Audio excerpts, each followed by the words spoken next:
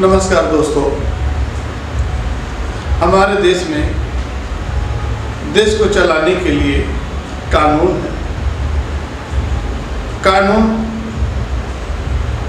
लोकसभा के अंदर बनता है और राज्यसभा होते हुए पारित होता है, राष्ट्रपति जी की मुहर लगती है और तब वो कानून मान लिया जाता है। इसी प्रकार राज्यों में भी है।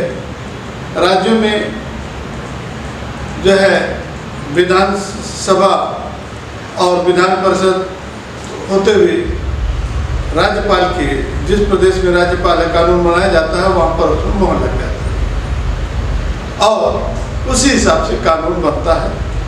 और उस कानून का पालन करना हर एक पार्टी का, कार्यकर्ता का, अधिकारियों का, यहाँ तक कि स्वयं जो बनाने वाले हैं उनको भी पालन करने की आवश्यकता पड़ती है।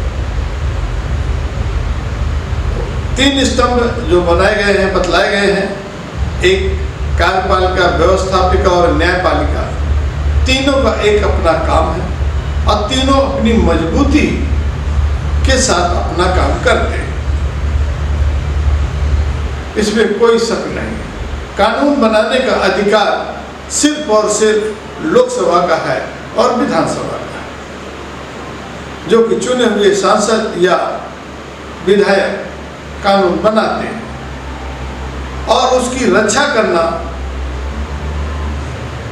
सुप्रीम कोर्ट यानी न्यायपालिका का है। लेकिन न्यायपालिका जो कानून बनता है, पास होता है, उसमें वो देखता है, क्योंकि संविधान की व्याख्या, संविधान के अनुसार कानून बना भी है या नहीं, तो उसकी व्याख्या करना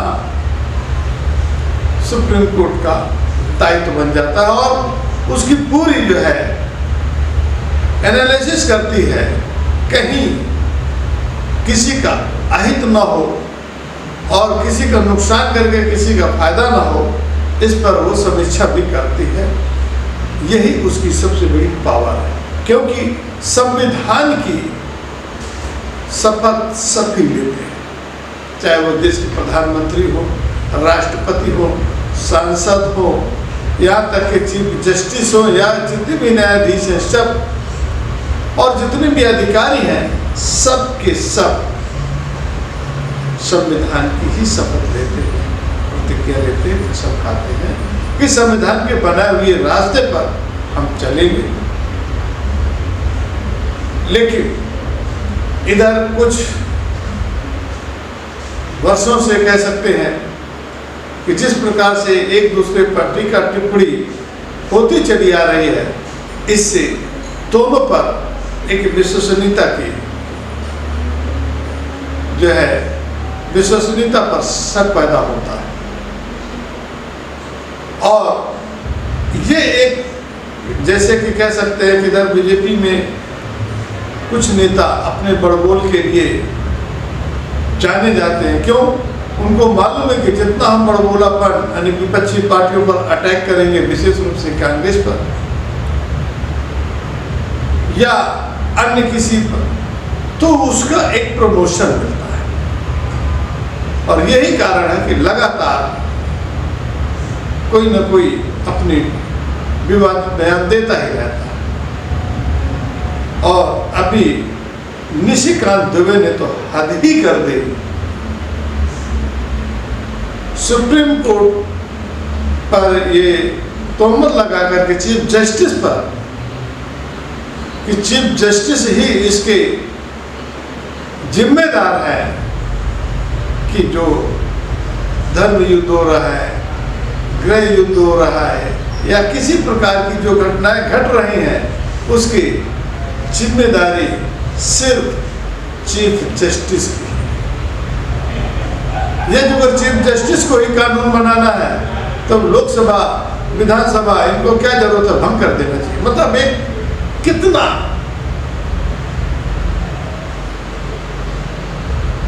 घिनौना, जिसको कह सकते हैं, वक्तव्य है।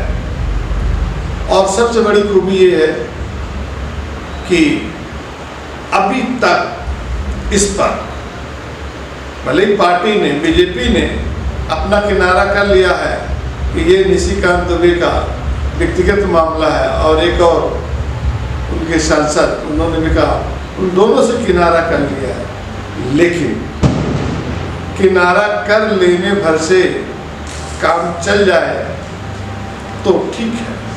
ये तो भी जो अगर उन पर, निशिकांत दुबे पर, जो पार्टी के सांसद हैं 4 बार से, उन पर कोई ठोस कार्रवाई नहीं होती है तो फिर सभी विपक्ष पार्टियां या चीफ जस्टिस भी ये मान सकता है कि कहीं ऐसा तो नहीं है पार्टी की ये मंशा, क्योंकि अभी तक लगभग कोई ऐसा बयान पार्टी की तरफ से नहीं आया है, बीजेपी की तरफ से, कि इन पर कार्रवाई की जाएगी या होगी।